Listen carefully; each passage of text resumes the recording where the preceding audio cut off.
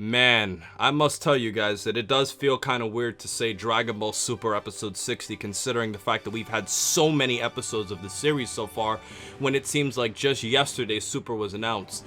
But to dive deeper into this actual Super review itself, alrighty guys, it is Qaaman here today, and we have a lot to discuss. So without wasting any more time, let's get straight into this video. So, the episode obviously starts off with Trunks having doubts about the future, as it was stemming from the previous episode in which he felt that although Beerus eliminated the present Zamasu and that threat, that there would obviously be a Zamasu and a Goku Black in his future, because obviously he understands how time travel works and how this timeline really has no direct effect on his future timeline in terms of what the actual events will unfold out to be. So the interesting thing about this is that Beerus, obviously not being as familiar with time travel as a person like Trunks, he strongly felt that, killing Zamasu would directly, defeat the whole Zamasu threat in general. But that's where we saw a little bit of a conflict between both of them early, and it's kind of funny seeing how Beerus was so irritated about it. But in reality, Beerus really shouldn't know anything about time travel, because he mentions later on that, as a god, he doesn't really travel through time anyways. So what would give Beerus the level of being an expert on a subject such as that? I found that was kind of an interesting early conflict in the episode. But the weird thing is that we saw a great scene afterwards where both Kid Trunks and Future Trunks are pretty much talking about the future, and Trunks is using examples to say how in his future, the timeline's unraveled completely differently, with Goku dying, with him obviously being Trunks, talking to Kid Trunks, how he turned out completely different, obviously how the androids killed everybody and how he eventually had to go back to kill those androids, and how it's different from the timeline that we know, where we see Krillin obviously marrying android 18 and having a kid with her, but how the androids were completely evil in his time. I thought that was an interesting thing that the episode was trying to poke at. And it was also interesting seeing how Kid Trunks was kind of reacting towards it, because he's kind of like talking to himself in a way about how his life would have been so different from what his is. And obviously, as I mentioned in my previous review, Trunks looks up a lot to, this future Trunks. So it's interesting to see the parallels between how he's kind of learning about himself in an alternate timeline. That was a great scene for the earlier part of this episode. And we see later on that, after Trunks explains himself, that Bulma wants to actually go to the future with Goku, Vegeta, and Trunks, and she says that there will be nobody able to steer the wheel because they're going to pretty much be all beat up, which I don't really think is a good reason for Bulma to use as an excuse to come, because if you really think about it, but it's like, but Bulma, if they're beat up or if they're in a state where they can't really move very well, what makes you think you would be able to get out or to steer the spaceship themselves? Because if Goku and the rest of them are beat up, you're probably not going to be in a good shape itself. But she ultimately says that, she wanted to go to see the future, which is something that obviously Bulma has shown throughout the Dragon Ball series, that she's always very curious to involve herself in dangerous situations. For example, when Frieza was going to attack Earth, she wanted to go see Frieza because she never got a chance to see him on Namek. And then when we go towards the android arc, she wanted to see the androids up close, and obviously that eventually led into trouble. So this is pretty much a premonition, guys. Bulma's gonna be in trouble because they wouldn't add Bulma to this future future trip if they didn't think that she was gonna somehow affect the plot to add tension towards it. So that was something else.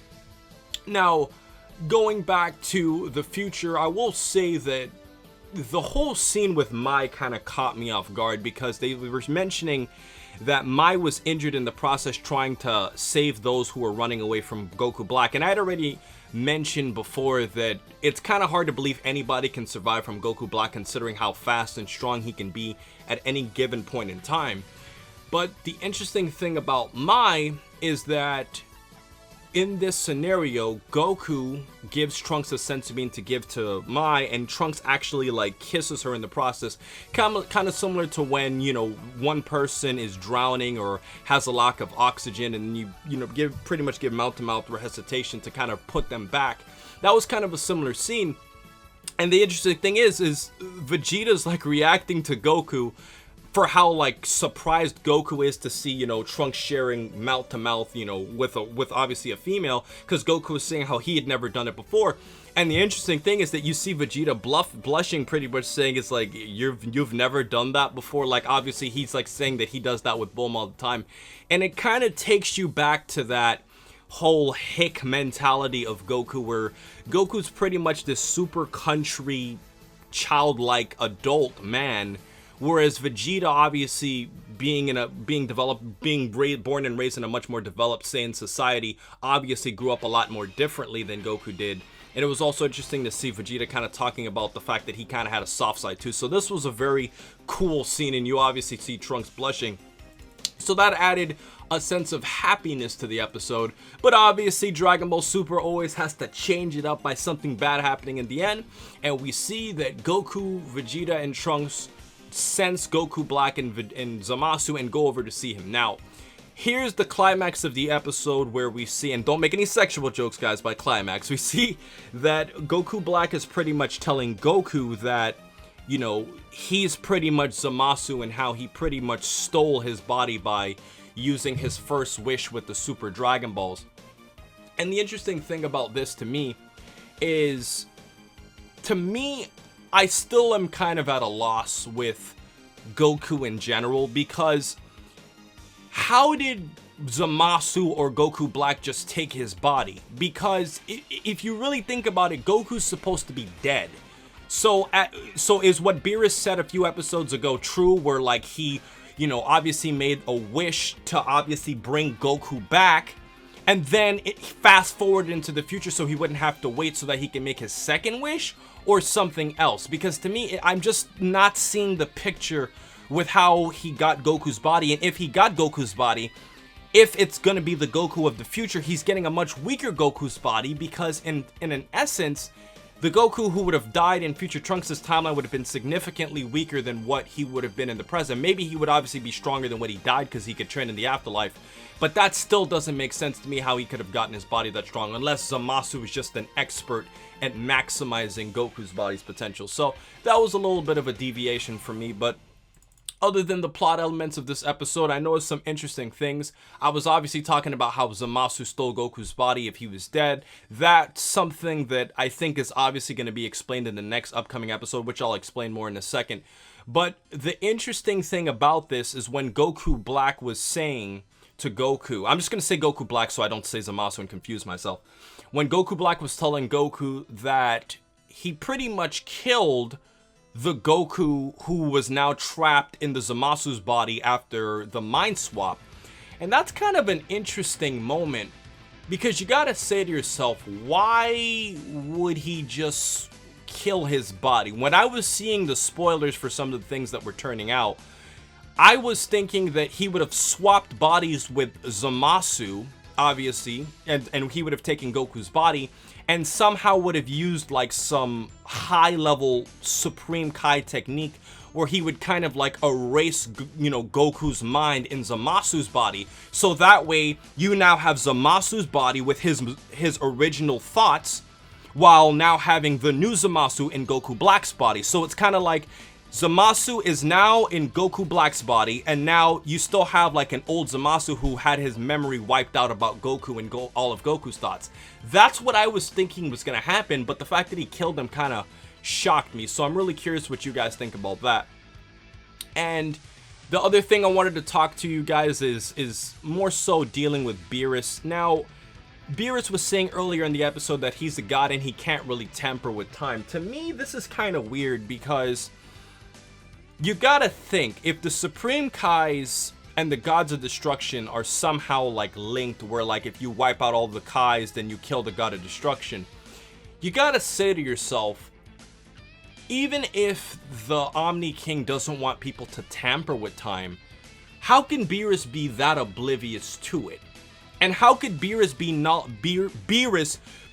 knowledgeable about the fact that Goku could have Goku Black or Zamasu could have used the time ring to go into the future to pretty much skip time? Like, he clearly has to have some level of knowledge about time travel, so that it's kind of weird that he's that confused with such a basic concept of time travel itself, because it's kind of a contradiction.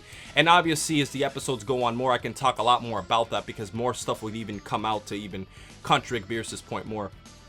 But ultimately, guys, the highlight of what I think, you know, is showing us more of a relationship preview of the future is when we saw the whole kiss between Trunks and Mai, and we also saw earlier before Trunks left that, you know, Kid Trunks and Mai were blushing at each other.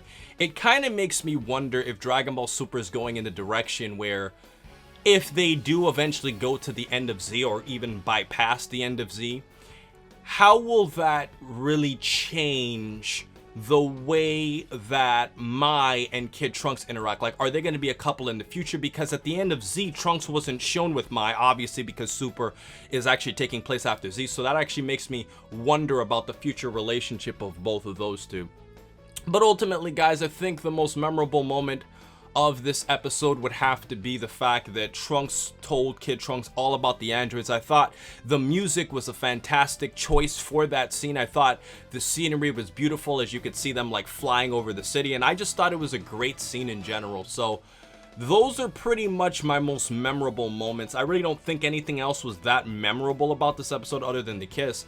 So for my key discussion, I'm going to start adding key discussions into my reviews now, so I can see what you guys talk about in the comment section. What did you guys think about the music choice for this episode? And if you're not completely sure with what I'm talking about, it was really interesting because I felt this was probably one of the best musical soundtracks that Dragon Ball Super has had to date, other than probably episode 9 when Goku was becoming the Super Saiyan God, or in episode 44, if I remember correctly, in which, you know, the Zorama was obviously resurrected and they played a lot of that holy music. So I thought the music was really good, and I want to hear your thoughts, guys, for our key discussion. Like, what did you think about the music in this episode? Because if they could keep this music up, I really am starting to think Super has even better music than Ball, Z, or Kai, and I have a lot of those soundtracks, so I know about that. But overall, guys, I think this was a decent episode. I don't really think it did that much, except for revealing who Black was, and they only did so briefly.